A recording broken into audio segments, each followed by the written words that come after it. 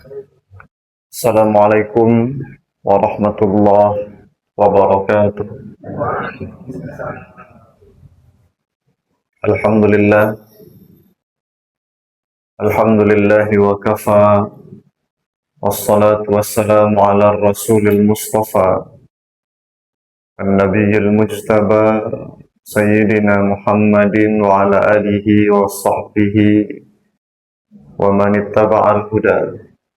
Ashhadu an la ilaha illallah wahdahu la syarika lah wa ashhadu anna Muhammadan abduhu wa rasuluhu la nabiyya ba'dah. Allahumma salli wa sallim wa barik ala sayyidina Muhammadin fil awwalin wa salli wa sallim wa barik ala sayyidina Muhammadin fil akhirin wa salli wa sallim wa barik ala sayyidina Muhammadin fil mala'il a'la ila yaumiddin. Allahumma ati nufusana taqwaha wa zakkiha anta khairu man zakkaha anta waliyuha wa maulaha. Allahumma la tada' lana dhanban fi hadzal yawmi illa ghafartah wa la hamman illa farajtah wa la daynan illa qadaitah wa la maridan illa syafaitah wa la mayyitan illa rahimtah wala hajatan min hawaijid dunya wal akhirah ya laka ridha wa lana fiha salah illa yassartaha wa qadaitaha. Allahumma ja'al jam'ana hadha jam'an marhuma wa tafarruqana min ba'dihi tafarruqan ma'suma. Allahumma la ilma lana illa ma 'allamtana innaka antal alimul hakim. Fa'allimna ma yanfa'una wanfa'na bima 'allamtana wa zidna ilma. Allahumma hdina wa waffiqna lima tuhibbuhu wa tardah. Allahumma amin. Amma ba'd. Bapak Ibu kaum muslimin dan muslimat, hamba Allah yang dirahmati Allah Subhanahu wa taala. Kita mohon pada Allah di subuh ini taufik dan ridhonya untuk melanjutkan pembahasan dari kitab Riyadhis Shalihin karya Imam An-Nawawi rahimahullah wa nafa'ana Allahu bihi wa bi'ulumihi fi darain. Masih dalam bab yang ke-44 tentang memuliakan para ulama, para pemimpin, para pembesar, orang-orang yang lebih senior, wa ahlul fadli, dan orang-orang yang memiliki kemuliaan. Dalam hadis nomor 351, yang mana pada pertemuan sebelumnya kita membicarakan satu bagian dari hadis ini, yaitu tentang Khaybar, tentang sulhu Khaybar. Bagaimana wilayah Khaybar ditaklukkan oleh kaum muslimin, lalu kemudian setelah penaklukan itu dan pembagian harta rampasan perangnya dengan satu sistem yang unik, namanya sistem kharaj. Lalu kemudian ada dua orang sahabat dikatakan di dalam hadis ini datang ke daerah Khaybar itu. Satu bernama Abdullah bin Sahal, yang kedua bernama Muhayyisah bin Mas'ud. Ketika mereka sampai di Khaybar, mereka berpencar masing-masing. Nah, ketika Muhayyisah bin Mas'ud ingin kembali mencari Abdullah, ingin bertemu dan mungkin untuk pulang kembali ke Madinah, itu didapati Abdullah bin Sahal sudah meninggal dan terletak mati wafat di daerah Khaybar itu. Yang mana daerah Khaybar itu sebelum ditaklukkan kaum muslimin adalah daerahnya orang-orang Yahudi, dan setelah ditaklukkan oleh kaum muslim memang masih tetap ditempati oleh orang-orang Yahudi itu. Nah, Khaybar sudah kita bicarakan, dan sekarang sampai kita di bagian hadis bahwa Abdullah bin Sahal didapati meninggal, Maka dikuburkan di daerah itu oleh Muhayyisah bin Mas'ud, ya, Abdullah bin Sahal yang meninggal itu. Lalu kemudian dia datang ke Madinah, lalu membawa saudaranya dari Abdullah, yaitu Abdurrahman bin Sahal, menemui Rasulullah Sallallahu Alaihi Wasallam untuk mencari keadilan dari meninggalnya seorang Abdullah bin Sahal di daerah Khaybar. Nah, ketika bertemu dengan Rasulullah, ya, maka disitulah ada satu syariat kemudian disampaikan oleh Rasulullah Sallallahu Alaihi Wasallam, yang hari ini dikenal dengan istilah, sampai hari ini di dalam fikih dikenal dengan istilah al-qasamah, qasamah. Ya. Bagaimana qasamah itu? Kata Rasul, at-tahlifuna wa tastahiquna qatilakum sahibakum atau sahibakum. Apakah kalian mau bersumpah? Jadi qasamah ini sumpah, di mana keluarga atau kerabat dari korban yang meninggal ini, ya, untuk menuntut hak atas darah, namanya itu di dalam Islam haqqud dam, hak atas darah saudaranya yang meninggal itu, yang mana tidak diketahui ini siapa yang membunuh di Khaybar itu. Yang jelas saudaranya meninggal di daerah Khaybar, satu kampung namanya Khaybar. Nah, kata Nabi, solusinya gimana? Mau dituduh-tuduh aja orang nggak ada bukti. Ya, tidak ada pula saksi. Yang paling kuat itu kan saksi, ya, dalam Islam itu. Tidak ada saksi, bahkan tidak ada bukti. Yang jelas orang ini meninggal di daerah Yahudi. Tentu ada praduga yang membunuhnya adalah Yahudi. Tapi kan tidak pasti, karena tidak ada saksi dan tidak ada bukti, dan dalam Islam kita dilarang untuk menuduh tanpa saksi dan bukti. Maka kata Rasulullah, at-tahlifuna, ada solusi. Nah, maka qasamah ini adalah salah satu solusi. Jika tidak ada saksi, tidak ada bukti, ya, maka diajukanlah syariat namanya qasamah. Dimintalah oleh Rasul sumpah dari ahli waris. Istilah fikihnya wali atau aulia, ya, keluarga korban itu. Kalau kalian mau bersumpah, maka kalian ada hak dari wafatnya saudara kalian itu. Mungkin tidak hak kisos, karena tidak ada saksi dan bukti. Mungkin adalah hak denda dia, ya, yang diminta dari orang-orang Yahudi itu. Lalu kata Abdurrahman dan Muhayyis, ya, bagaimana kami akan bersumpah sementara kami tidak menyaksikan kejadiannya dan tidak melihat bagaimana dia dibunuh? Ya, pula kami bersumpah, karena sumpah ini fungsinya untuk menguatkan sesuatu. Jadi sesuatu yang akan dikuatkan itu tidak ada. Ya, kan fungsi bersumpah kan itu. Kita yakin bahwa sesuatu ini terjadi, si anu pembunuhnya. Bersumpah kita untuk itu. Karena bisa, mungkin saksi kurang, tapi saya saksi. Saksi yang kedua, ketiga tidak ada. Bukan alat bukti tidak ada, maka sumpah bisa. Cuma masalahnya, mereka ini tidak menyaksikan pembunuhan itu, hanya menyaksikan jenazah. Hanya menyaksikan jenazah. Bagaimana pula kami bersaksi? Ya, bersaksilah, kata Rasul.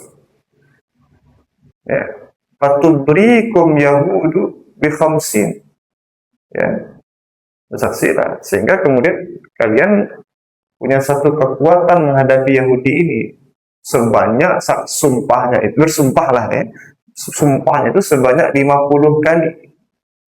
Jadi qasamah itu syariatnya adalah keluarga korban bersumpah 50 kali bahwa bahwa saudaranya meninggal di daerah Khaybar.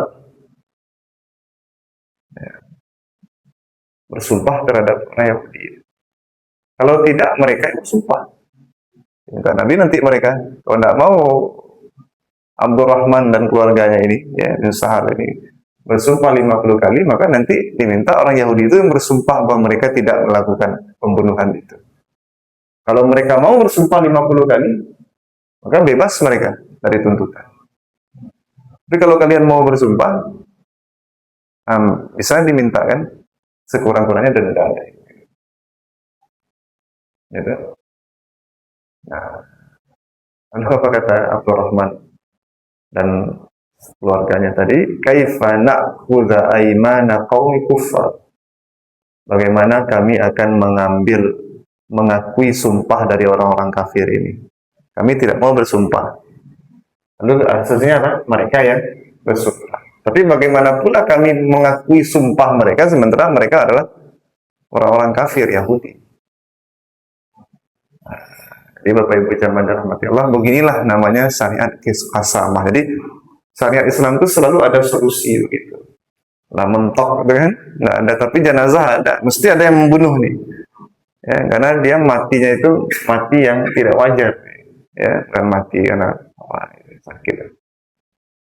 Nah, jadi akhirnya ada syariat qasamah untuk memastikan, menetapkan. Nanti benar tidaknya tentu sumpah itu nanti di akhirat lagi akan diselesaikan. Tapi untuk solusi dunia di situ solusi terakhir.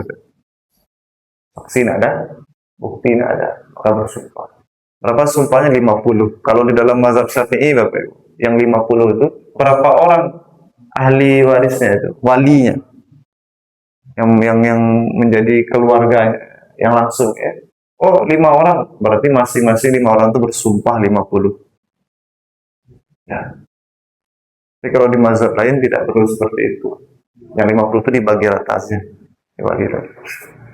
Lebih berat dari mazhab Syafi'i. Yang jelas kita menghindari dari qasamah itu. Ada satu prinsip di dalam syariat, yaitu menghindari tumpahnya lagi darah. Kalau tidak ada begitu, maka nanti orang main hakim sendiri. Nah, ya. Tapi karena tidak ada keinginan dari pihak keluarga Muhayyisah tadi, keluarga Abdurrahman bin Sahal tadi untuk melakukan sumpah, dan mereka tidak mau pula menerima sumpah dari Yahudi. Nah, berarti kan mentok lagi, Pak. Ada lagi solusi. Fa'aqalahun Nabi sallallahu alaihi wasallam min indihi. Kalau begitu ya sudah, biar saya yang menebus, katanya. Berapa diatnya, berapa dendanya disamakan nanti dendanya dengan denda pembunuhan yang tersalah. Nanti di dalam syariat ada nama pembunuhan tersalah. Ya, orang tidak bermaksud untuk membunuh, ternyata dia orang di depannya mati, terbunuh, ditampar. Biasanya kan tidak ada orang mati karena ditampar. Dan tangan ini bukan alat untuk membunuh. Langsung sekali tampar mati kan tidak ada. Ya. Tapi ternyata mati. Nah, atau ingin menembak burung karena manusia, ingin berburu rusa yang kena manusia, orang kawan. Nah, itu pembunuhan tersalah. Tidak sengaja. Nanti kan ada denda, tidak dikisos. Nah, sebanyak itu saja dibayarkan oleh Rasulullah SAW min indihi, dari apa yang dimiliki oleh Rasulullah SAW. Ini juga pelajaran besar bagi kita di dalam syariat, bahwa seorang pemimpin itu harus siap hartanya untuk menyelesaikan sampai ke titik seperti itu. Ya kan, nggak mau kan? Tapi ini pengen untuk ada hak darahnya. Tapi saksi tidak ada. Sumpah tidak pula mau. Diminta sumpah dari orang Yahudi itu tidak pula mau. Ya sudah, panjang-panjang betul cerita, dibayarkan saja oleh Nabi dendanya itu. Selesai masalah. Dan itu setahu kami bukan sekali ini saja Nabi melakukan hal seperti itu. Ketika mentok ya, dalam ini kan suasananya kan suasana peradilan ya, peradilan. Jadi Nabi di situ sebagai qadhi. Nabi memutuskan, beliau yang akan membayarkan itu. Ya. Tapi tahapan-tahapan ada. Nah, begitulah di dalam agama kita, bahwa bahwa darah itu sangat penting untuk dijaga. Kalau tertumpah darah, mesti ada gantinya. Kalau jelas ada gantinya, nyawa dibayar nyawa, darah diganti darah, kan bisa dilakukan. Kalau tidak bisa, berarti dibayar denda. Yang paling bagus adalah dimaafkan. Jadi kata Buya Hamka dalam penjelasan ayat Apa? Kutiba alaikumul qisas fil qatla di surah Al-Baqarah itu. Ya, di juz yang kedua, di ayat keberapa tuh? Juz yang kedua tuh. Ayat 178. Ya ayyuhalladzina amanu kutiba alaikumul qisasu fil qatla. Wahai orang-orang yang beriman, diwajibkan atas kalian menegakkan hukum kisos terkait satu kasus pembunuhan. Ya, al-hurru bil hurri wal abdu bil abdi wal unsa bil unsa. Kalau dia yang merdeka yang terbunuh itu, maka juga yang akan ya, yang di apa namanya? Yang akan dikisos juga seorang yang merdeka yang membunuh. Kalau dia budak ya budak. Kalau perempuan ya perempuan. Tidak ada digantikan oleh orang lain. Siapa yang membunuh dialah yang menjadi gantinya. Lalu kemudian dalam ayat itu faman ufiyalahu min akhihi. Nah, ini kalimat luar biasa. Syariat kisas ada begitu, yang membunuh dia dibunuh, lengkap saksi, bukti, maka dia layak dilaksanakan hukum kisas. Nyawa dibayar nyawa. Tapi kata Allah, ya, faman ufiyalahu min akhihi. Siapa yang dia dimaafkan oleh saudaranya. Bahasanya itu halus sekali kata beliau. Tadi kan bunuh-bunuhan, berarti permusuhan. Tapi Allah mengatakan apa? Siapa yang dimaafkan oleh saudaranya. Ini siapa ini? Siapa? Siapa dalam ayat itu? Apakah pelaku atau keluarga korban? Siapa yang dimaafkan oleh saudaranya? Halus sekali. Bukan siapa yang memaafkan, tapi siapa yang dimaafkan oleh saudaranya, maka hendaklah dia iringi kemaafan yang baik itu dengan ma'ruf, dengan hal-hal baik.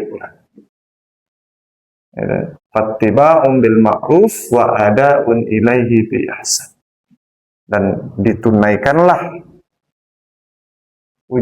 konsekuensi dari maaf tadi dengan cara yang baik. Berarti siapa yang dimaafkan? Berarti ini pembunuh itu. Yang membunuh itu dimaafkan. Berarti Allah meminta secara tidak langsung kepada keluarga korban untuk memaafkan. Harus sekali. Dengan sindiran saja. Siapa yang dimaafkan? Berarti diminta Allah secara tidak langsung kepada keluarga korban untuk memaafkan. Dan disebutlah orang yang memaafkan ini apa? Kalau dia sudah memaafkan, oleh orang yang dimaafkan atau pelaku, itu disebut min akhihi, sudah jadi saudara. Tapi angka lebih tinggi nilai ukhuwah daripada qisas. Lebih tinggi.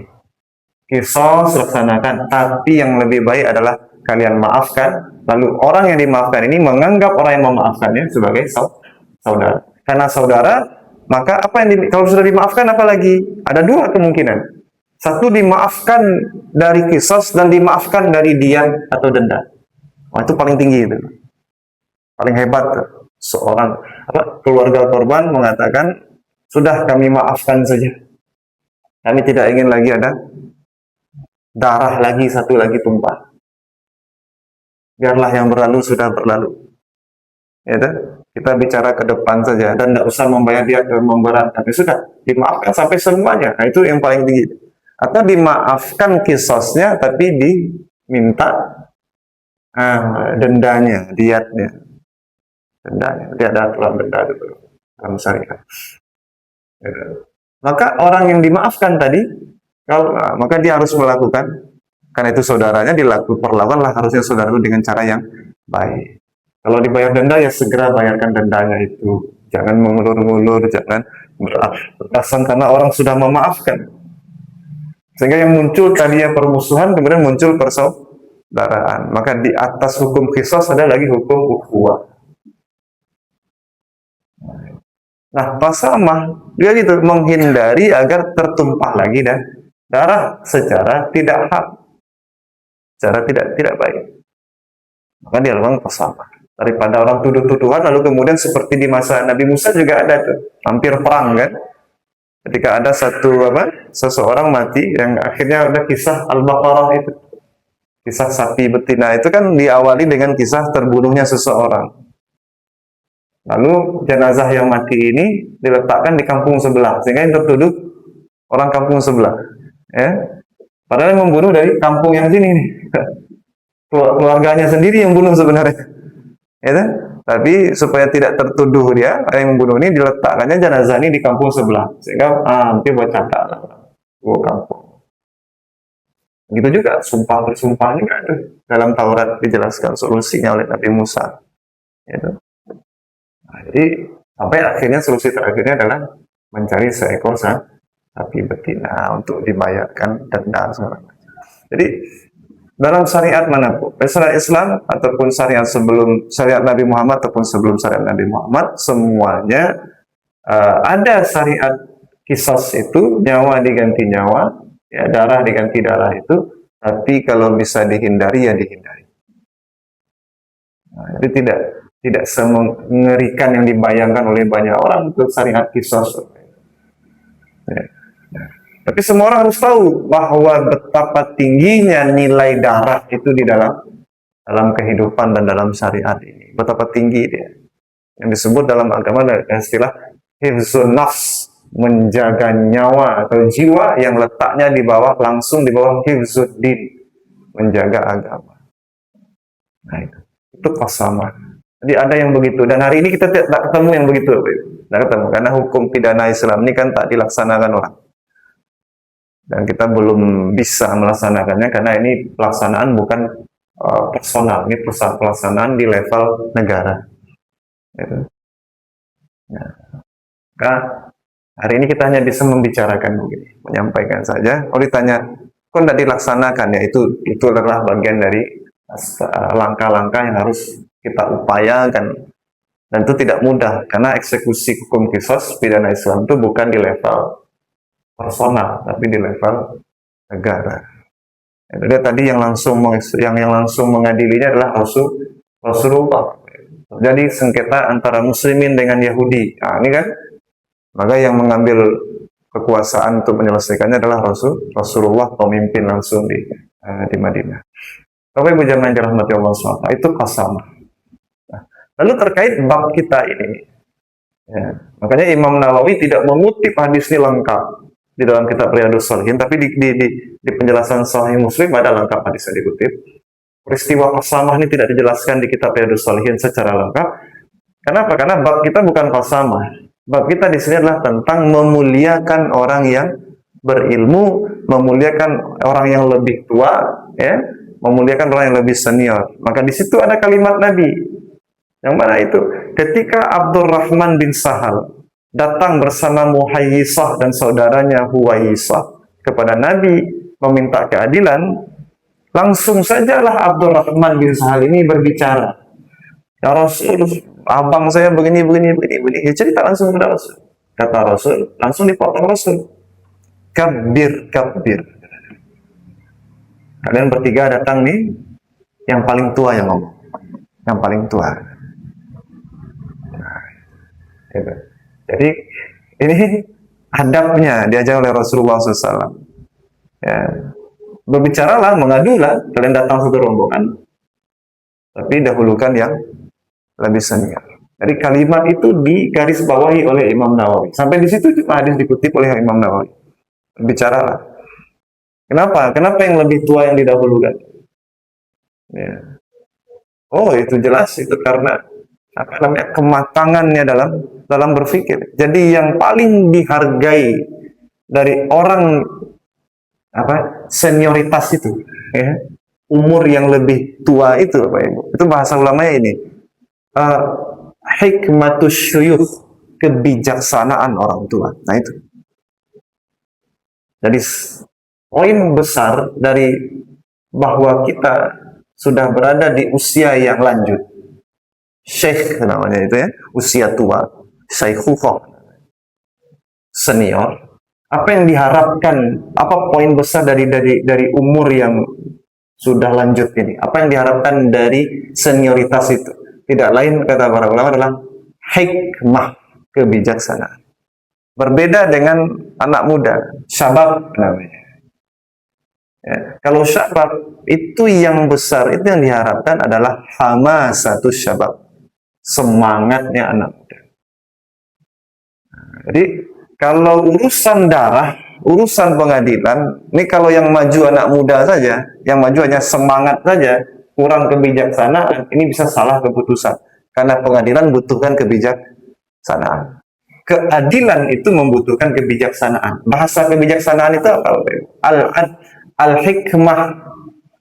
Al-hikmah itu satu akar kata dengan al-hukmu. Sama akar katanya. Ha, kaf, mim. Hukum satu, hikmah satu. Kalau hukum itu berpadu dengan hikmah, disitulah dia al-adlu, keadilan. Jadi hukum ini ya, yang paling dibutuhkan adalah kebijaksanaan. Bukan berarti tidak butuh hamasah, semangat menggelora, tidak. Butuh juga. Cuman yang paling dibutuhkan hukum adalah kebijaksanaan. Oleh karena itu Rasul katakan kabir. Tolong yang berbicara adalah yang lebih tua. Maksudnya apa? Yang lebih bijaksana. Nah, jadi semakin lanjut umur, maka harusnya yang pertama adalah al-hikmah, kebijaksanaan. Kebijaksanaan itu bagaimana? Bagaimana itu yang bijaksana? Apa itu hikmah? Ada pernah kita mendapatkan pemah.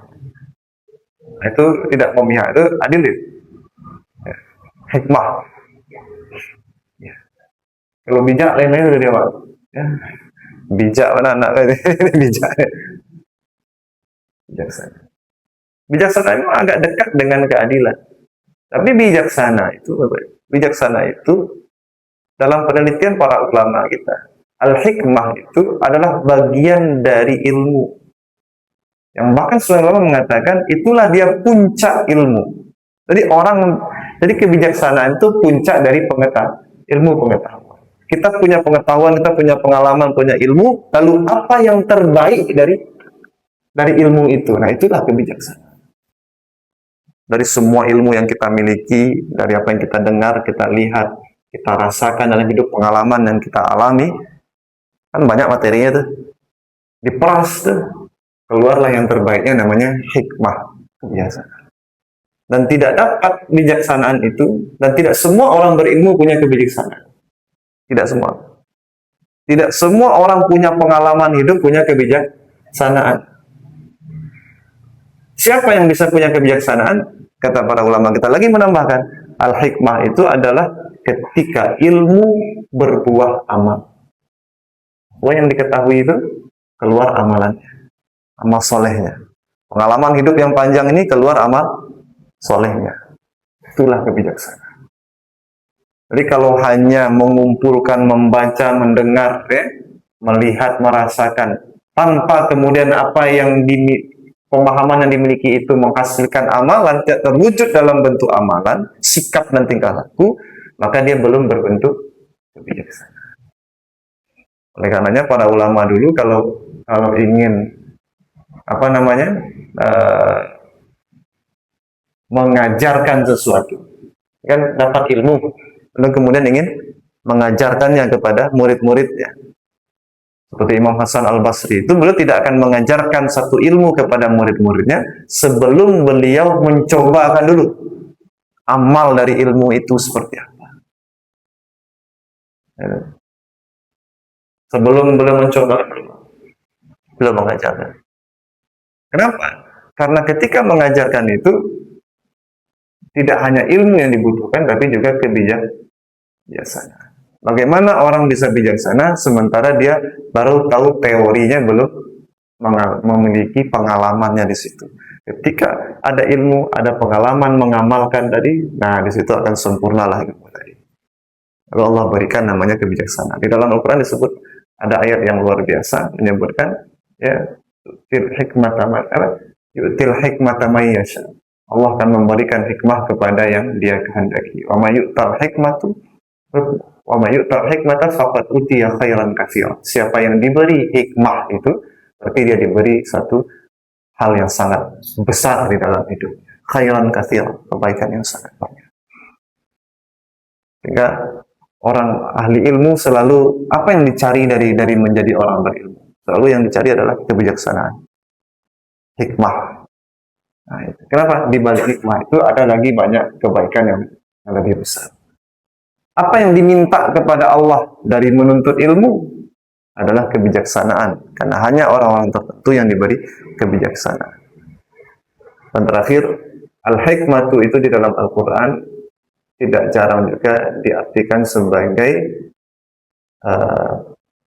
ilmu yang Allah khusus berikan kepada para nabi di luar wahyu kitab suci. Jadi seperti Rasulullah SAW punya ilmu lagi kan dari Allah di luar Al-Quran, apa namanya? Sunnah. Kita kenal istilah sunnah. Nah, sunnah itu adalah hikmah. Sehingga dalam Al-Quran dikatakan Nabi itu punya tugas wa yu'allimuhumul kitaba wal hikmata. Dia mengajarkan kalian Alkitab dan Al-Hikmah. Apa itu Al-Hikmah? Sunnah. Sunnah. Dan sunnah itu juga adalah puncak-puncak ilmu dari Allah Subhanahu wa taala. Jadi kalau kita belajar hadis begini nih, kita sedang kan belajar sunnah nih. Kita sedang mempelajari hikmah-hikmah yang diberikan Allah kepada Rasulullah sallallahu alaihi wasallam. Jadi kayak tadi kalimat Nabi yang bicara tolong yang lebih tua dulu. Yang melapor tolong yang lebih tua dulu. Nah, itu hikmah itu. Itu hikmah. Ya. Kita tinggalkan itu berarti kita meninggalkan hikmah. Nabi melaksanakan hukum tadi namanya qasama. Kalau kita pakai itu berarti kita mengambil hikmah. Kalau kita tinggalkan itu berarti kita meninggalkan hikmah. Pertanyaannya, berapa banyak sunnah Nabi yang ditinggalkan umat? Wajar saja umat ini tidak memiliki hikmah dan kebijaksanaan lagi sebesar dahulu. Jadi mengembalikannya gimana? Ya pelajari lagi sunnah itu. Setahap-setahap coba kita. Yang mungkin kita rapihkan lagi dari diri kita dan di atas rumah, di masalah kita rapihkan lagi. Supaya apa? Allah sudi lagi menurunkan hikmah tadi ke tengah umat. Kalau hikmah itu sudah diberikan oleh Allah pada umat, insya Allah khairan katsira. Amman yu'tal hikmata faqad utiya khairan katsira. Siapa yang diberi hikmah oleh Allah, maka berarti diberi kebaikan yang sangat banyak. Itu simpel membaca masalah hari ini. Kenapa umat Islam tidak banyak kebaikannya seperti umat Islam dahulu? Itu karena hikmahnya kurang. Kenapa hikmahnya kurang? Karena semangat untuk mulai menapaki sunnah-sunnah Rasul itu mulai berkurang. Ketika naik lagi hari ini, kami melihat ada tren seperti itu. Betapa banyak orang ingin ada slogan kembali kepada Al-Quran dan sunnah. Itu semua bagus sekali. Nah, cuman masalahnya adalah apakah betul dengan bijaksana dilaksanakan? Nah, itu saja. Kadang-kadang mau menegakkan yang sunnah yang ini, membunuh sunnah yang ini. Ya. Ingin menegakkan sunnah apa namanya? Sunnah tidak isbal. Paling sering tuh masalah itu. Celana harus di atas mata kaki. Ya, hanya menegakkan sunnah yang satu ini, ditinggalkan sunnah yang lain. Apa sunnah yang lain? Al-ukhuwah, persaudaraan. Menegakkan sunnah apa lagi? Sering kali hari ini orang ingin menegakkan satu sunnah, menghabisi sunnah yang lain. Nah, itu juga tidak bijaksana. Makanya menegakkan sunnah itu butuh ilmu dan tadi itu ilmu yang luas. Nah, itulah setiap hari kita harus mempelajari hadis-hadis Nabi ini supaya kita satu-satu mulai menata lagi sunnah-sunnah itu di dalam diri kita, ya, sehingga Allah sudi memberikan lagi hikmah kebijaksanaan kepada kita. Itu. Muncul lagi itu orang-orang yang tidak saja matang secara usia, tapi juga matang secara hikmah kebijaksanaan. Seperti itu, Bapak Ibu yang dirahmati Allah Subhanahu wa taala. Penjelasan hadis 351 cukup sampai di sana. Mudah-mudahan teman berikutnya kita akan masuk riwayat selanjutnya 352 masih di dalam bab yang sama. Allahu a'lam bishawab. Ada yang ingin ditanyakan, kita silakan. Atau cukup saja. Ya. Cukup ya Bapak Ibu ya. Ya. Yang qasamah tadi mah nak donan bisa kalajuan dulu. Tapi itu harus disimpan sebagai satu ilmu yang suatu saat nanti ada peluang memasukkannya dimasukkan. Sekurang-kurangnya akan menjadi cerita kita kepada anak keturunan kita. Aduh, kamu pun belum bisa kerajaan. Mungkin di tangan kalian bisa nanti di kerajaan. Nah, cara kita ke anak-anak kita yang masuk jurusan fakultas hukum, Ya, dia punya alat nanti itu kalau dia di fakultas hukum punya alat untuk memasukkan bagian hukum syariat ini ke dalam undang-undang negara. Nah itu perlu disampaikan pada generasi pelanjut kita yang masuk fakultas hukum. Perjuangan kalian di fakultas hukum. Kalau kami belajar di fakultas hukum, katakan begitu. Yang ada syariat agama yang hari ini tak bisa dilaksanakan. Di tangan kalian mudah-mudahan bisa. Nah, tapi pahami dulu. Jangan selampangan, jangan hanya semangat aja kayak tadi ya. Anak muda ini kan semangat aja. Nah, ini begitu. Ada itu. Ya.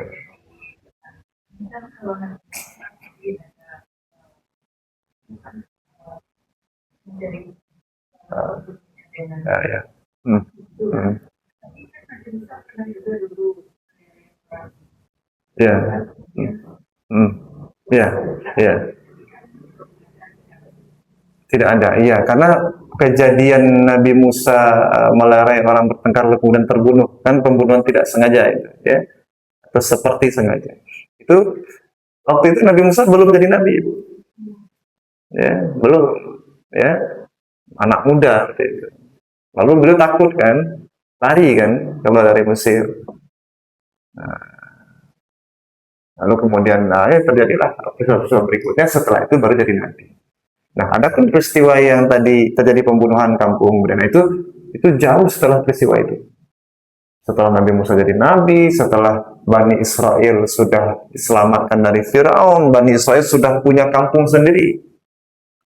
Ya, dibawa oleh Nabi Musa di dekat antara di daerah Sinai itu yang dekat Palestina sekarang lah, ya, masuk Palestina karena Sinai itu dulu masuk wilayah Palestina.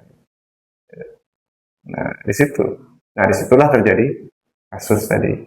Jadi ini memang sudah hampir di ujung-ujung hidupnya Nabi Musa, yang peristiwa Al-Baqarah itu. Ya, tidak di awal-awal, kalau tadi mah di awal, masih muda belia, ya, masih remaja. Gitu. Tapi itu disampaikan kisah itu di dalam di dalam Al-Quran, ya, bahkan itu untuk kita memahami betapa Nabi Musa itu sejak mudanya itu sudah kuatnya luar biasa, ya, ditampanya sih orang mati, tapi kekuatan itu butuh, itu tadi, kekuatan itu butuh kebijaksanaan. Itulah kenapa dia diberi wahyu, dia punya kekuatan, tapi ada yang baik dalam diri Nabi Musa, apa itu? Dia tidak pernah bermaksud ingin membunuh orang itu, dia bermaksud hanya ingin melerai. Cuma kekuatan yang berlebih itu membuat orang jadi meninggal, mati. Ya, dan ternyata di situ ada ada Nabi Musa tertipu oleh orang yang dibelanya ini kan, satu kabilah, satu kaum dengan Nabi Musa, tapi ternyata dia di kemudian hari, esokan harinya justru menjerumuskan Nabi Musa. Nah, itu juga kita dari Musa belajar di situ. Berarti harus ada ilmu lagi dalam memahami manusia-manusia ini. Jangan hanya membela hanya gara-gara ini kabilah saya nih, ini suku saya nih, ini orang awam. Jangan hanya karena itu. Nah, itu kan pelajaran-pelajaran besar dari kehidupan yang sedang Allah ingin ajarkan kepada kita. Dan Nabi Musa belajar dari situ, tetap dengan menjaga kejujuran dirinya. Ya. Nah, kemudian didatangkan Allah orang yang bisa menasihati Nabi Musa, dan Allah setelah itu diangkat jadi nabi. Itu, nah, itu pengalaman hidup ya. Jadi ada ya di dalam Al-Quran itu beberapa kisah tentang para nabi. Kita harus tahu, nanti kita baca dalam tafsirnya, ini terjadi sebelum diangkat menjadi nabi, sehingga tidak bisa diberlakukan hukum-hukum yang setelah diangkat jadi nabi. Gitu ya. Cukup, ada lagi? Cukup ya pagi ini. Mudah-mudahan Allah berkahi betul kita di pagi ini, dan kita minta selalu pada Allah ilmu yang bermanfaat, ilmu yang bisa memperbaiki amalan dan sikap seharian kita. Setelah itu baru kita meminta manfaat berikutnya, yaitu mengajarkan dan menyebarkan ilmu kepada orang-orang sekitar kita. Aku qauli hadza, subhanakallahumma wa bihamdika, asyhadu an la ilaha illa anta, wa nastaghfiruka wa natubu ilaik. Wa sallallahu ala sayyidina Muhammadin wa ala alihi wa sahbihi wa sallim, walhamdulillahi rabbil alamin. Ya, maaf, billahi taufiq wal hidayah. Wassalamualaikum warahmatullahi wabarakatuh.